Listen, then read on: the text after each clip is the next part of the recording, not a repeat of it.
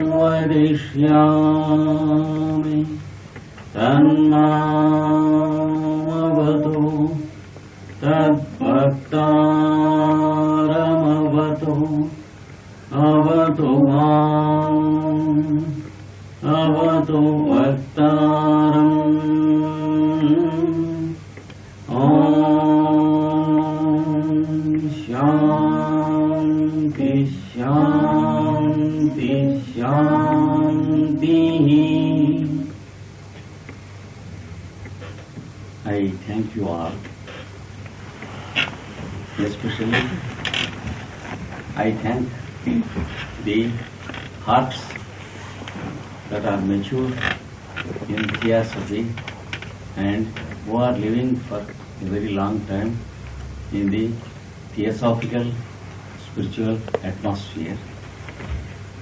Once again, I find myself amidst theosophists and theosophical society. I have continuous contact for more than 3 decades with the various theosophical societies of India and other countries. I started my spiritual career by reading the Secret Doctrine and the Isis Unveiled at the feet of my father. And he was teaching me Aurobindo's complete works, Madame Blavatsky's complete works, and some of the works of Annie Besant, Leadbeater, and Taimani. That is how my father imparted the theosophical education to all his children. We are 4 brothers. To all the 4 brothers, he has given the same type of spiritual education, along with the direct recitation of the Holy Scriptures of India. All of us are trained in the reciting and giving discourses of the Vedic scriptures according to the tradition and intonation. Along with those scriptures, we are introduced into the theosophical wisdom from our childhood by our father. And afterwards, I had the privilege of taking up classes in the study of the Secret Doctrine, and I led 12 batches of students in Secret Doctrine, and those people are conducting classes now in India in Secret Doctrine. So when I find myself once again in the presence of the theosophists and in the midst of the theosophical premises, once again I find myself inhaling the theosophical atmosphere completely. Today, I am expected to speak about service and sacrifice, the 2 aspects that make human life perfect.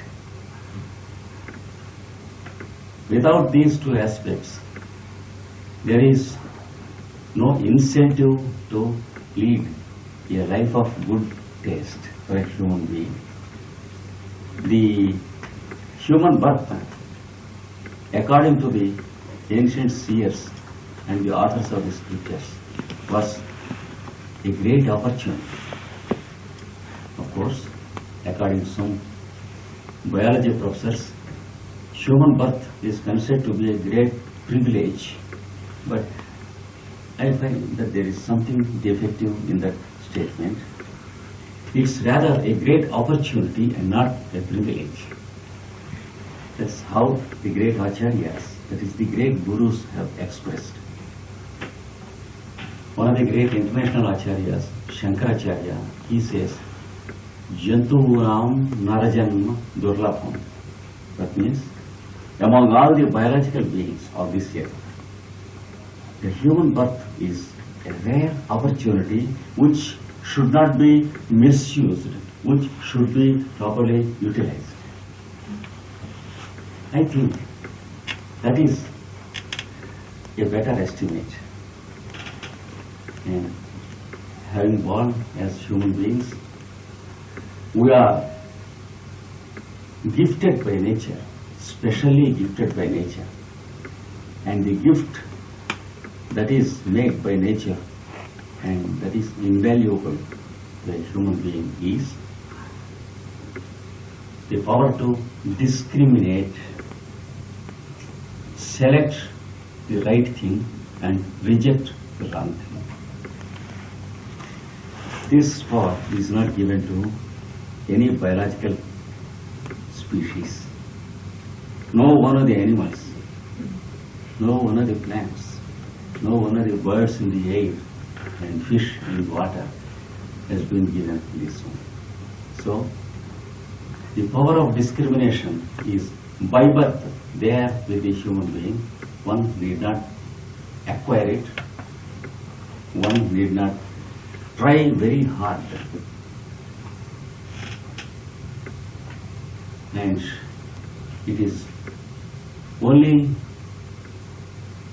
an estimation by nature and an expectation by nature that the human being uses the gift that is given to him. It is the power to discriminate. Nature always expects us to use it and then make a better use of it and then make a better use of it daily, make it better and better until we find ourselves in perfection. And when we have such a rare gift, we are expected to understand what is real happiness. Because every living being on this earth strives for happiness, whether animal or plant or bird or beast or the human being. Happiness is the one thing that attracts any biological being.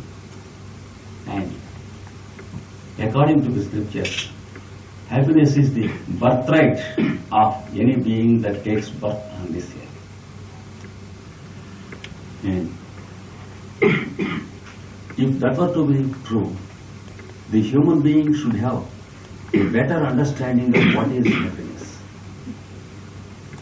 and should discriminate between the temporary and the permanent. Happiness that is fleeting, that is changing, and happiness that is permanent. In the Bhagavad Gita, the Lord says that there is happiness by contact. There is happiness by emotion. There is happiness by sentiment. There is happiness by understanding. There is happiness by enlightenment. Happiness by discrimination. Happiness by entering into happiness. Happiness by getting oneself established in happiness.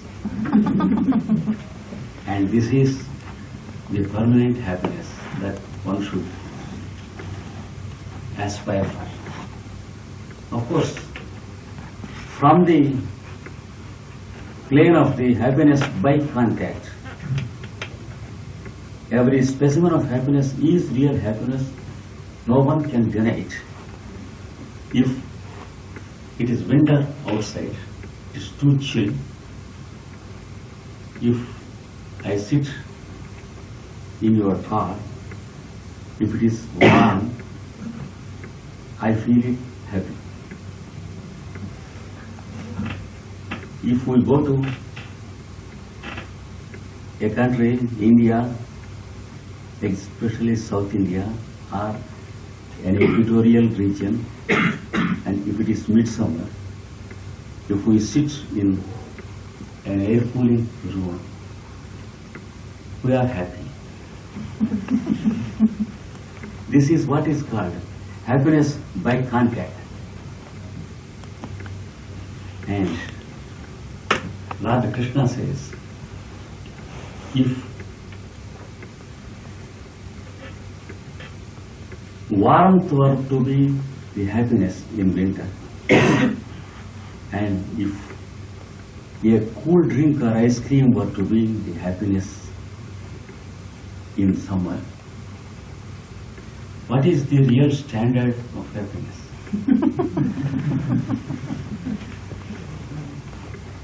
Define happiness according to the happiness by contact point. If I say, I will be happy when it is cool, it must be summer. Again, wait until I go to Denmark and it is winter. Ask me what happiness is. I say warmth is happiness.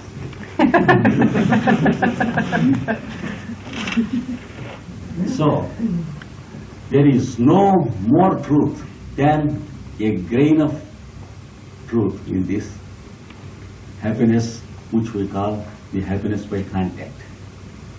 From that degree of happiness, living beings are aspiring to enter into the higher and higher degrees of happiness. But at every step, until the last step is attained, happiness is not true.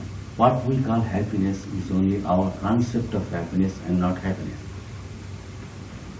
Every one of us, we are satisfied with engaging ourselves, indulging ourselves, or spending time ourselves in our own concept of happiness, and we are glamored to call it happiness.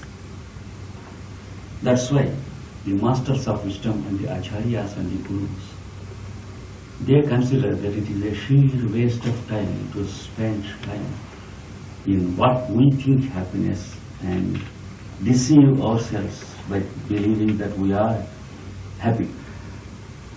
So, from our concept of happiness, let us try to enter into the happiness absolute. What is the test? What's the difference between the two types of happiness? If it is our concept of happiness, something which is happy to me is not happy to you. No two concepts agree, just as no two watches agree. So, as long as happiness is a personal opinion or an impression, it cannot be happiness. I believe that something is happy, and you believe that something is happy. That means both of us are living in our own utopia. That is our own concept of happiness, and we are pleased to call it happiness.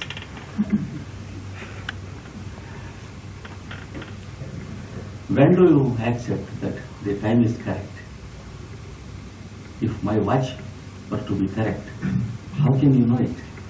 We compare with 100 watches, and if it is at least tallying within a range of 2 or 3 or 5 minutes with other watches, then we say it is nearer to happiness. Same thing with the concept of happiness also. We should compare our concept of happiness with the concept of happiness of 1,000 people who are having personal concepts of happiness. And we should take the mean, that which is common, giving margin to the zero error of our instruments. Because we have many instruments in this vehicle. It is a highly sophisticated vehicle, having the hundreds of layers, the bundle of which we call the mind. It has its own feeding mechanism, its own perceptions, concepts. There are the senses, the sense organs, the mind, the will. All these are the various branches of instruments that are fit in this constitution and with which we are born. But each instrument has its own zero error, which we call the personal element. As long as truth is personal, it is subject to zero error. Truth is only a personal opinion. One great poet among the ancient Sanskrit poets says that the glass bowl of truth is broken by the intellectuals. And each carries a splinter of truth in the name of his own theory. And no one can deny that he has a splinter of truth with him. But at the same time, no splinter is capable of serving the purpose of a bowl or a container.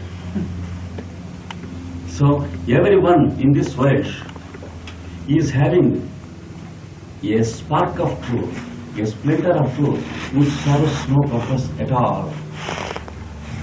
And everyone tries to compare the various theories in the world and tries to understand which theory is correct, which is the best.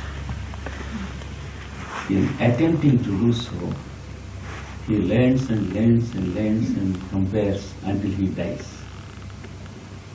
And he can never arrive at a conclusion because his concept is also bound to be personal and it is also having zero error. So the concept of happiness is no exception. Until we transcend the concept of happiness and reach happiness, we cannot say that it is happiness. And until we compare ourselves and until our concept of happiness has reached universalism, a universal application, so that anyone who sits near you feels happy. Anyone who is in your presence is happy and not otherwise. Anyone who speaks to you feels the joy of enlightenment. Until then, you cannot claim that it is happiness.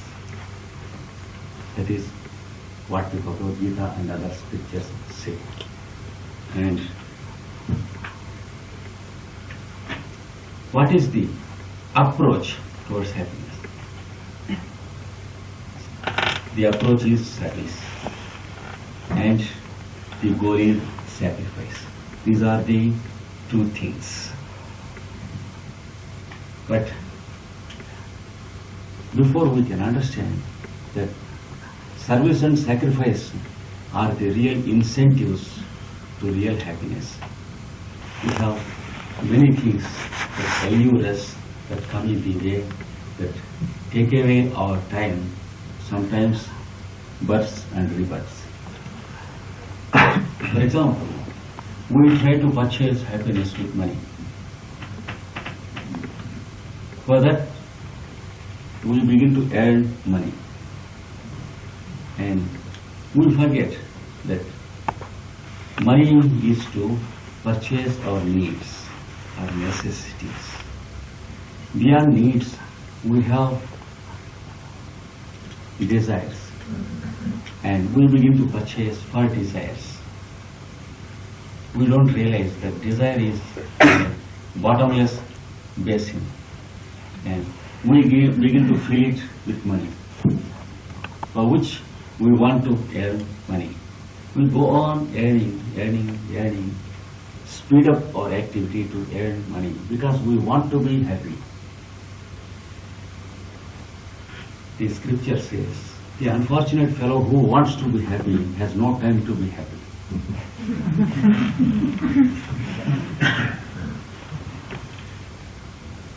The real way of how to be happy is to feel happy immediately, but not to want to be happy or wish to be happy or try to be happy. These are unfortunate fellows who have no time to be happy.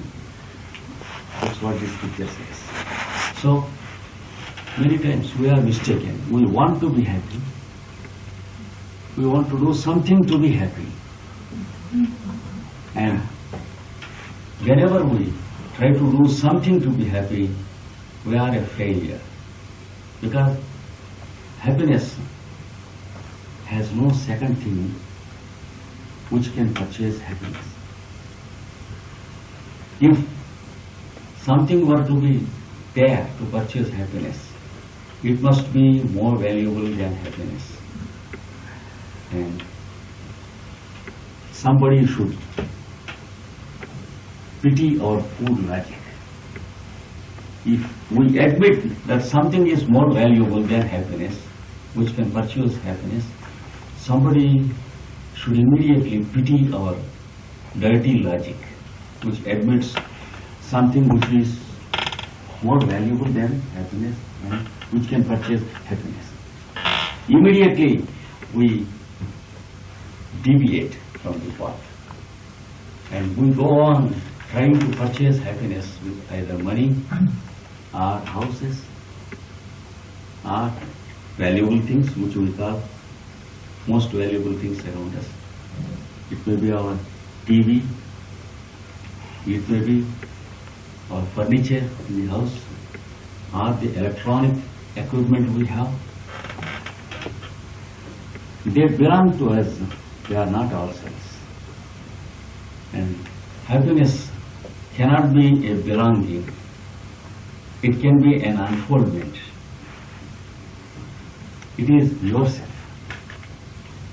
The relationship between a petal and a flower is the same as the relationship between yourself and your happiness. The petals of a flower are not the belongings of the flower, but they are part and parcel of the flower. They are in the oneness or the synthesis of the flower. So too happiness. So after laborious periods of births and deaths which are given by nature to be used by us by way of experimenting for happiness, nature has discovered the spirals of evolution, and it has given us again and again a new and tender body which we often make a misuse of, and then we get it spoiled. After a certain age, we have a body which is spoiled, a mind which is rather too much exposed, like the exposed, many times exposed sensitive plate of a photograph camera. Again and again exposed to various scenes. The same film is again exposed to various scenes and spoiled. So by the time we grow old, we are left with a body which is much misused in terms of food, drink, sleep, rest and sex. And then nature is pleased to give us another body, for which it removes this body in the name of what we call death. And then again it gives a tender body and tries to bless us, fellow, be wiser and make a better use of it until you find out what is happiness. So we repeat the experiment of spoiling it again and again, many hundreds of times, sometimes thousands of times, births and rebirths. But nature is not disappointed with us. Nature is not vexed with us. There may be a hopeless case to the doctor, but there is no hopeless case to nature. And once again, nature is pleased to provide us with a better body. Once again, we are conducting experiments to find out what happiness is until we hit at the right point. And we have to make a special study of nature and its workings. before we can hit at the right point. One great poet says, see how the bud is having a tight grip of its petals, and hence it is only a bud and it is not a blossom. Because of its tight grip of its petals, in the name of its egoism and close-fisted nature, possessive instinct. That's why it is not able to exhibit its own colors and petals. It is immature and it's not able to express its fragrance. It's immature. I think you know this poet. He is called Rabindranath Tagore. And he says, when it learns to exhibit its fragrance to the world, it loses the taste to exhibit and to show something to the world. And by the time it becomes beautiful through the process of unfoldment and blossoming, it loses its glamour of having a grip over its belongings, its petals, and itself. Observe nature carefully. Until it loses its grip, it cannot have unfoldment, and it cannot show its natural colors. And until it makes a sacrifice or sannyasa of its showy nature and glamorous nature, it cannot give out to the world its fragrance, its perfume. So, what are the workings of nature? What are the secret whispers of nature through the blossoming of flowers? That is what Tagore questions us. There is a great message behind what he says. We have to follow nature and try to imitate its process. If we are to be happy, first of all, we should make a sacrifice of our close-fisted nature, gripping something. If I grip something, the grip does not belong to the hand. Hand is only symbolic. The grip exists in my mind. So, unless the grip in the mind is loosened, the hand cannot be loosened. This is what we have to learn by seeing the blossoms. So, close-fistedness requires sacrifice. We use the great word sacrifice, but it is too noble to be used by us, because whenever we attempt to do some sacrifice, we are not sacrificing valuable things, but we are sacrificing the undesirable traits in ourselves.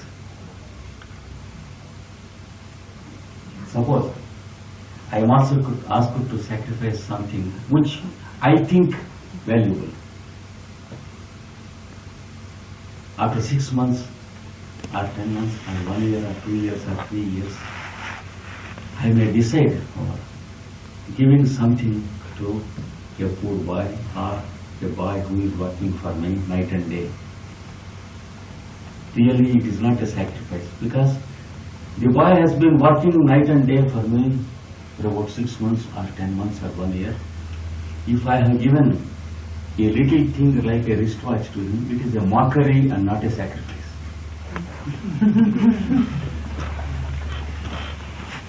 So, but there is some sacrifice involved in it. What is it? My narrow-mindedness is a little bit sacrifice.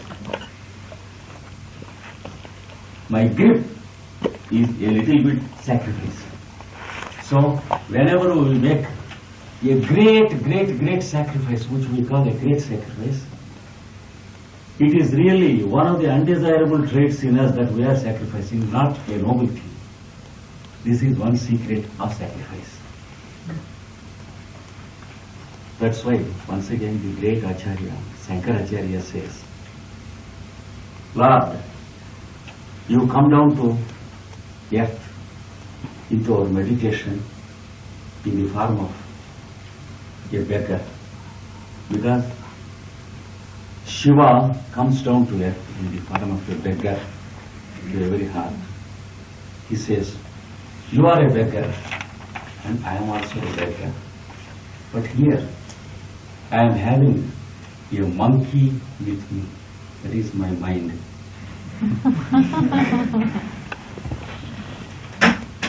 See, it cannot be stable for even half a minute.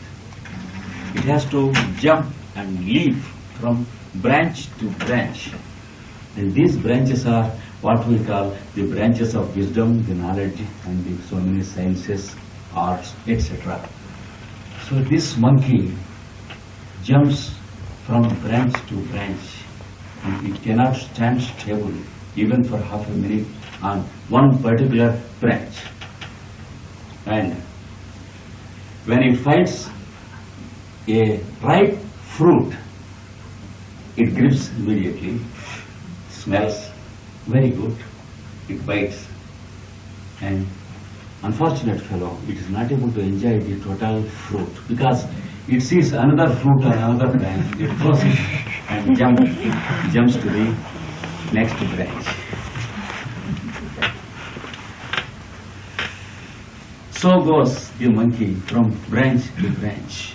It is from a branch of wisdom to another branch of wisdom. It leaps and jumps, but it is not patient enough to clear off the ground. It cannot have the stability to eat even one fruit. It bites and throws away, goes to another fruit. Bites, throws away, goes to another fruit. My Lord, I am not able to manage with this monkey, he says. And it goes from one tree to another. That is, from one birth to another. I advise you one thing, my Lord. You are a beggar. You are going with your bowl, begging for something. At every house, house means heart. What is it you are begging? Is it food? No. You don't want any food. Is it money? No, because money is man-invented, man-made. Even the animals do not want money. They eat what we eat. What we purchase with money, they get free. The plants do not want money. The mineral kingdom does not want money. The human kingdom believed that it wanted money, so it invented money, it bound itself with money. Therefore, it cannot get its food, drink and garments and housing unless it purchases. So, you don't want any money. It is man invented. What is it that you want? In every house, there are insects. In every compound, there are scorpions, there are serpents. You beg and you want that they should throw these insects in your begging bowl. That is what you want. These insects, these scorpions and these serpents, they are what we call anger, jealousy, deceitful nature, suspicion, all these things. These are the insects that wait to sting the human beings again and again. And the human beings are not able to live happily because the insects are there in their houses. And it is, for these insects, you take a bowl and beg at every house. You only want that the human fellows should give you these insects. You will take these away. So you are a beggar, begging from house to house. You take this monkey with you, you will have better collections.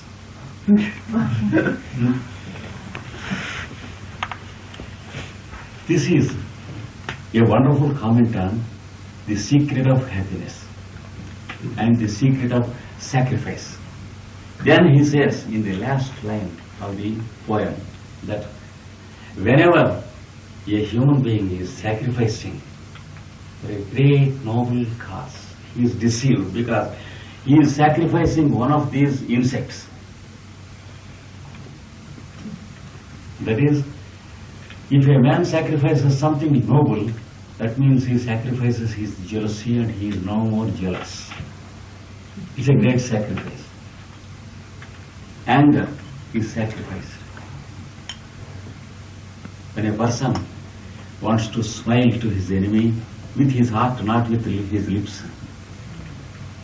then he thinks that, he believes that he has made a great sacrifice, that he has a very, very large heart enough to tolerate his enemy. But what he has done is, he has sacrificed his anger into the bowl. This is one secret of sacrifice that the masters of wisdom teach us about. Of course, generally we are inclined to ennoble the word sacrifice and use it in a nobler sense so that we may boast of our sacrifices. Because it is glamour that makes us do so many things. Glamour, a world problem, that is what Jwalkul says. It's a problem to the world. Not today, not yesterday, not tomorrow. It's an eternal problem which is to be solved time and again. Everyone has to solve the problem of glamour for himself or herself. One cannot solve for others. So, it is glamour that makes us believe that we are doing great sacrifices. If we compare the sacrifice of the one light who has sacrificed his whole body and all the way he gives for the benefit of humanity, to wash off humanity of its sins, then can we call our sacrifices sacrifice? If we remember the crucifixion and what has been sacrificed in the crucifixion, it's not a part of the body or a finger.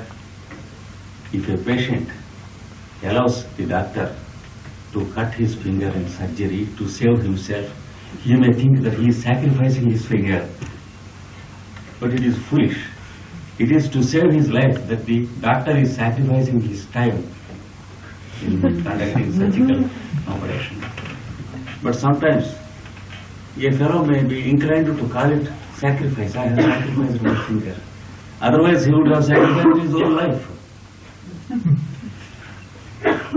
So, the concept of sacrifice should be something different from what we look at it through glamour. And it is to purify ourselves from the glamour in so many planes of our consciousness that we make sacrifices. Many times we practice virtues and we render service. We say this is service to humanity, service to the poorer countries, service to the poorer sections, service to mankind. We are trying to help the globe, trying to help the planet. So, the planetary work of service, planetary activity, we use the word planet, that is the earth planet, and planetary, too much. But the truth is, whenever we are rendering some service to the world, it is not wise to believe that the world is being benefited by our service. It is too much. Because we may think, what happens if I do not render this service to others? I am doing service to the poor in India for the past 30 years. I am giving homeopathic diagnosis, medicine, and etc. I have trained as many as 4,000 physicians during these 30 years. They have established many clinics and they are giving money. If I believe that I am doing great service to others, what would have happened if I did not do all these things? The answer is, a better fellow would have done it better. Always the answer is there. It is true, and what we think is not true. If I cook something which is tasty and serve, and if people are happy, if I think for one moment, what would have happened if I had not agreed, accepted to cook? Immediately the answer is, a better cook would have done it better. It is the only truth of it. And it is not at all true any day with anyone that his service is useful to humanity. Because there are always people who are service-minded and who render service. And humanity is receiving service always. And if we are not there, a better fellow will be substituting us. The value of service is not for the usefulness of others. It is already there, always there, whether we are there or not. But the truth of service is the purification of our vehicles. The one who renders service is automatically purifying his mental vehicle. This is the truth of it.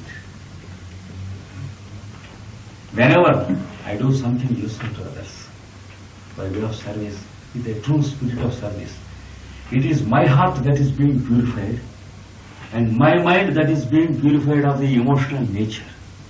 And the beastly aspect of me is being washed off by every act of service. This is the truth of it. This is what the scriptures say, and this is what the masters say. So, practice virtues means it's not to be useful to the world, to be useful to ourselves. Speak truth means develop your self-confidence to be truthful. You are developing. Be kind means develop kindness in you. It is in your heart that this kindness is being developed. It is your heart that is undergoing the process of unfoldment. So, we should look at it from a realistic point of view and not a glamorous point of view. But we are inclined to look at things with glamour. In 99 out of 100 occasions, we look at things only through the glasses of our glamour and not a realistic viewpoint. We are expected to take our glasses away for one moment and look at things directly. So, service, according to my understanding, of course, my understanding is also personal as any one of you, but according to my understanding, service is nothing but realizing one's own wants in others. If I remember how I enjoy the taste of something, if I remember the taste when a child is eating, then that is service. What's the difference between the mother and the child? The child rejoices in its own taste. The mother rejoices in the taste of the child. Of course, I am speaking of a true mother and not a merely a biological mother. Biological relationship is only an accident, it's not a relationship.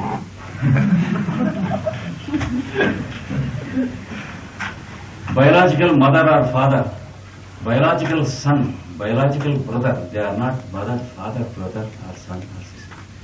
That's only an accident. That's the reason why there are mothers who hate children, there are children who hate mothers, there are fathers who hate children, there are sons who hate fathers, there are brothers who hate each other.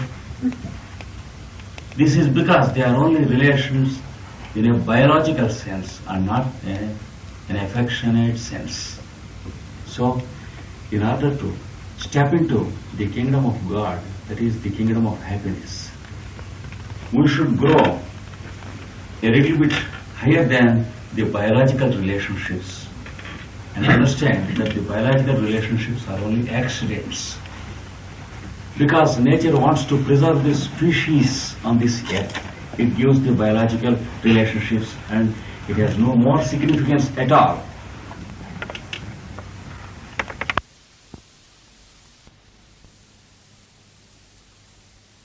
In the Mahabharata, a great scripture, one great seer says, don't deceive yourself for one moment, calling what you will do render by the great name service.